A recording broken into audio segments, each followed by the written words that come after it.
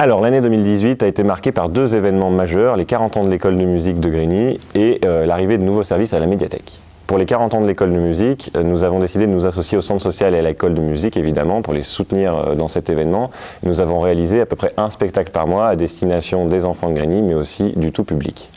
Ce spectacle ont mené un spectacle final au mois de juin, une création de danse et de musique faite par l'école de musique et de danse, où les enfants du centre social se sont réunis pour proposer un spectacle de grande qualité sur les bords du Rhône à l'ensemble des Grignoros. Pour la médiathèque, deux nouveaux services, à savoir les services en ligne proposés en partenariat avec la métropole de Lyon, c'est-à-dire la presse ou des ressources en ligne pour les étudiants et les adultes notamment.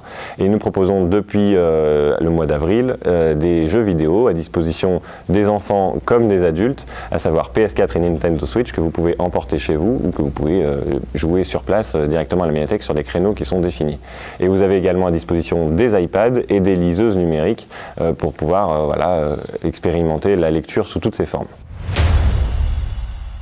La culture à Grigny, pour moi, c'est d'abord la mise en valeur de notre patrimoine local, c'est susciter l'intérêt des habitants pour l'histoire de Grigny. Donc cela, ça passe d'abord par des visites du patrimoine. Tout au long de l'année, j'accompagne de nombreuses classes des écoles de Grigny dans les visites du château notamment, et leur faire découvrir l'histoire 17e siècle de Grigny, le château de Grigny.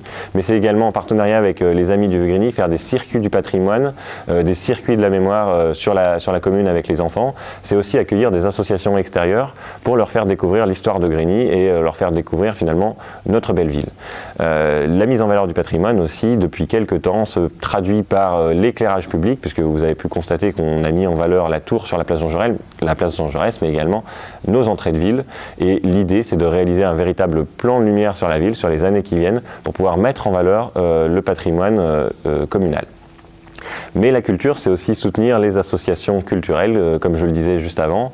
C'est leur proposer le matériel adéquat pour pouvoir proposer des spectacles ou des sorties. C'est les subventionner évidemment et c'est les accompagner dans la mise en place de leur programmation tout au long de l'année. On réalise aussi de nombreux événements qui ont un lien avec les événements nationaux. Je prends pour exemple la semaine de la francophonie sur laquelle nous avons décidé de réaliser une grande dictée. Donc tous les ans, au mois de mars, nous faisons une grande dictée qui est ouverte à tous, les enfants comme les adultes, et nous sommes ravis de compter de plus en plus d'adeptes chaque année. Alors les Nuits du Château, c'est pour moi l'événement culturel majeur que je porte depuis 2015 et cette année on a décidé de vous faire vibrer autour d'une thématique urbain et insolite.